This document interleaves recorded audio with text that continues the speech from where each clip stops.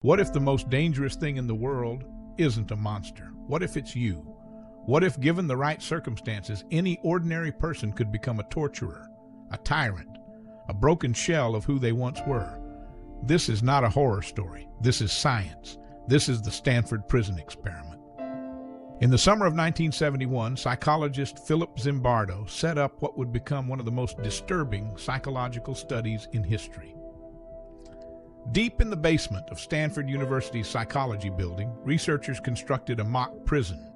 Bars on the doors, numbers instead of names, a world designed to strip away identity and replace it with something far more dangerous, a role. 24 men were selected, all of them college students. All of them screened to be psychologically healthy, stable, and normal. They were randomly divided by a coin toss. Half would be prisoners, half would be guards. No training, no real authority, just a costume, a title, and an unspoken invitation to see what they would do. The experiment was supposed to last 2 weeks. It did not last 2 weeks. Within hours, the guards began to change. What started as role-playing became something darker. They stripped prisoners of their names, forcing them to use only their assigned numbers. They demanded pointless exercises, push-ups in the middle of the night. They controlled when prisoners could eat, when they could sleep, when they could use the bathroom. The power was intoxicating, and with every passing hour, they pushed further.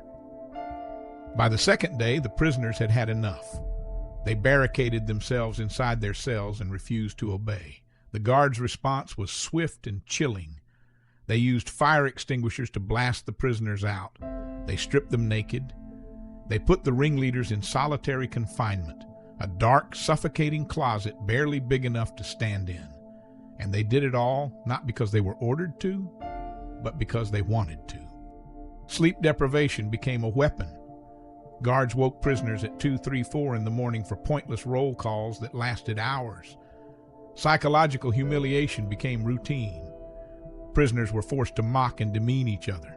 They were made to feel worthless, helpless, invisible. And the prisoners broke. One prisoner began screaming uncontrollably on the second day and had to be released.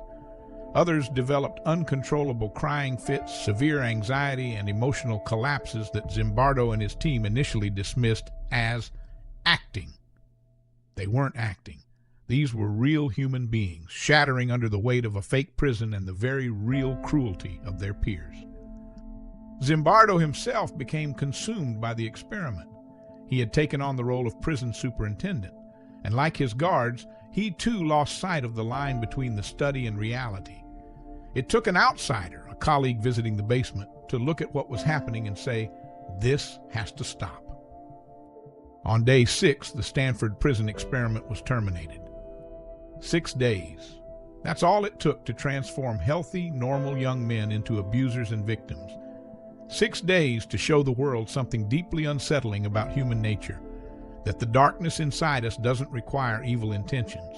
It only requires the right environment, the right uniform, and the quiet, terrifying permission to become someone else. Philip Zimbardo called it the Lucifer Effect, the capacity for good people to do evil things, not because of who they are, but because of where they are. The situation, he argued, matters more than the soul. So the next time you wonder how ordinary people throughout history committed extraordinary acts of cruelty, remember a basement in Stanford. Remember 24 normal men.